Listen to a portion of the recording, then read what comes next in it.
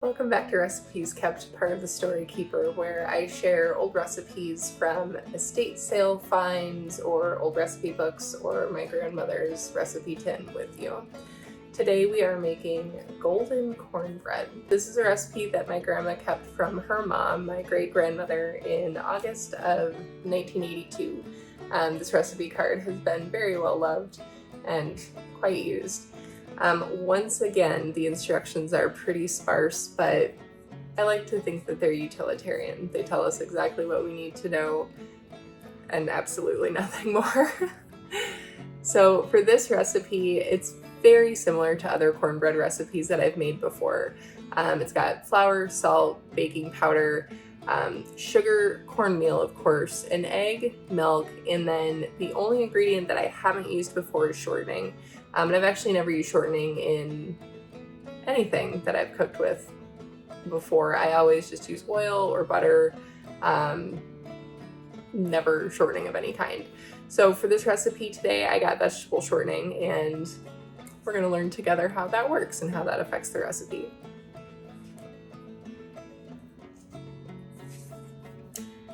And then our instructions are very straightforward. So we're going to preheat the oven to 400 degrees Fahrenheit, grease a 9x9 baking dish, and then we're going to bake the cornbread for 20 minutes or until the toothpick comes out clean in the center. Very straightforward. Let's go ahead and get started. So I've gone ahead and gathered our ingredients. Like I said, it's a pretty straightforward recipe. Unlike maybe a cake batter, you are going to actually put all of the dry ingredients plus sugar into one large bowl, and then all of your actually wet ingredients, so your milk, your shortening that's melted, and your egg, into another bowl. I have a glass Pyrex here with the milk in it. It's 1 cup. Already pre-measured, and then everything else that is a wet ingredient will go in here, get whisked together, and then get put into the dry ingredients, so you'll save yourself a dish. That's kind of the biggest difference with making cornbread. The only other thing is that based on all the other recipes that I've made for cornbread before, I'm not going to sift the dry ingredients together. I'm just going to put them in a bowl and bring them together with a fork. It's simple that way. So first up, we're going to preheat our oven to 400 degrees Fahrenheit. Oh my God, you guys, I forgot to tell you, I got a new oven. Do you want to see it? Look at our new oven. It's so pretty. Look at that gas range, the knobs, the racks, the light, so you can see what I'm doing. All right, I've got you tilted down so we can see what we're doing here. But first up, I wanted to say, look at these beautiful towels. They're from my mother-in-law. She said she wanted to send them to me for my cooking show, and that's the sweetest thing that anybody's ever said to me. So Candy, if you're watching this, thank you so much. They're beautiful. All right, first up, we've already got our milk, 1 cup. Then we're gonna break an egg into a different bowl.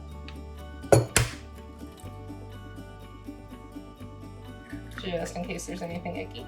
And fun fact, you can actually save your eggshells, wash them off, and then bake them at a low temperature in the oven, powder them, and they're good for your garden. So we're gonna do that. Now we see that our egg is just fine. I'm gonna put it into our milk. And then we've got our shortening here as well.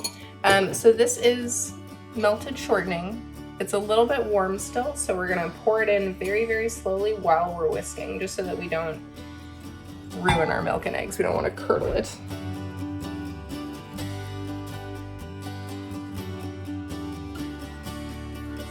So that we have our wet ingredients done, we're gonna set that aside. We'll use that later. Okay, and now we need our flour, salt, baking powder, cornmeal, and sugar. The first up is flour. I'm just using a regular AP flour, but whatever you have on hand is fine. Bread flour should be fine too. Okay, we've got a cup of flour, maybe a little bit more, not a big deal. A teaspoon of salt, and I'm just gonna eyeball it because that's what great grandmas do.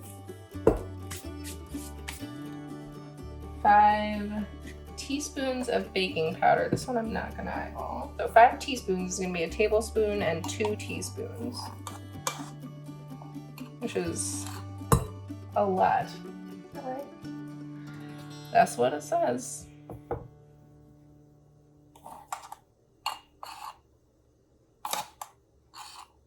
All right, and then 1/4 cup sugar, but it's supposed to be scant. And I had to look up what that means.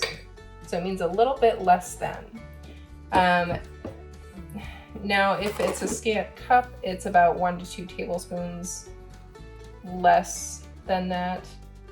So I don't want to go too drastic, but I also don't want a lot of sugar in here. So I'm going to go like that. There's about 1/8 of an inch of airspace in the cup. Put that in, and then 3/4 cup of cornmeal. So take 1, and I know that I could use just a half, but I don't want to dirty another measuring cup. Okay, 3/4. Now you could technically substitute white cornmeal for this. I wouldn't. I don't think that it would look the same, like it wouldn't read the same to you, so I don't think it would be as good, but you could do that. All right, so now we're ready to mix. So instead of sifting this all together, we are just going to fork whisk it together until it's generally homogeneous. So now that this is all together, we are going to make a well in the center.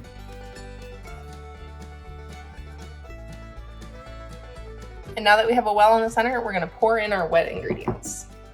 Okay. So those just go straight into the well. Oh my, that's a lot. Okay. And then we're gonna bring it together, but we're not gonna, over mix it. We're not gonna overbeat it or anything like that. We're just gonna bring it together until there's only a few lumps remaining. And we don't want it to be, tough or anything like that. So we are not going to stir it too terribly much. While I'm bringing this together, I'll tell you a funny story. So we used to live in Colorado, and the very first thing that I baked there was cornbread. And you know how it is that, you're baking at that high of an altitude. Sometimes baking is kind of finicky up there or whatever. I was so distracted worrying about if my baking was going to turn out that I misread the recipe and I accidentally quintupled the amount of butter in the cornbread. It was delicious. It turned out perfectly, let me tell you.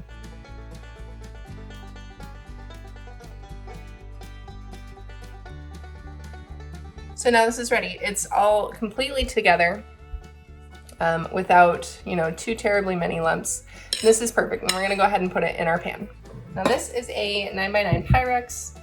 It has been oiled, not buttered, not floured, just straight up oil from a spray can. I know they didn't have that back in the day when my great grandma and my grandma were baking, but sometimes you need the convenience, okay? If you want to be more authentic, just use oil.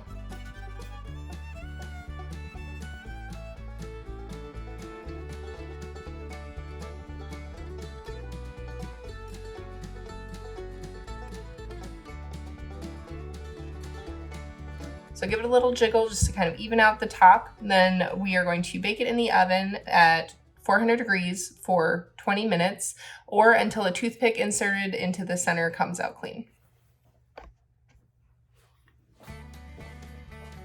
I love this oven.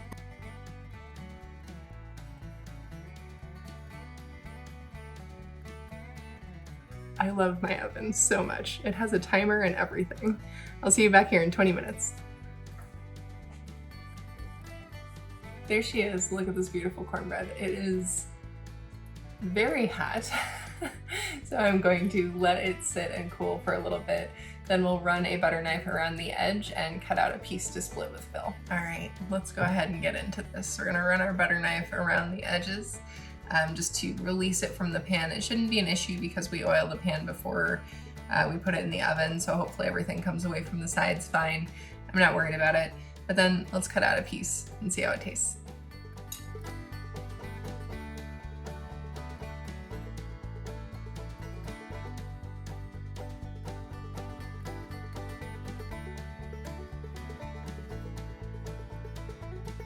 Let me tell you, it smells amazing. And look at that crumb, that steam. Oh, this is gonna be so good.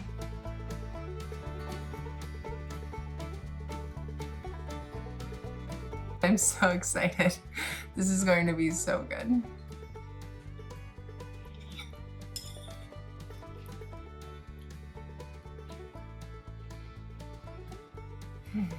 This is amazing.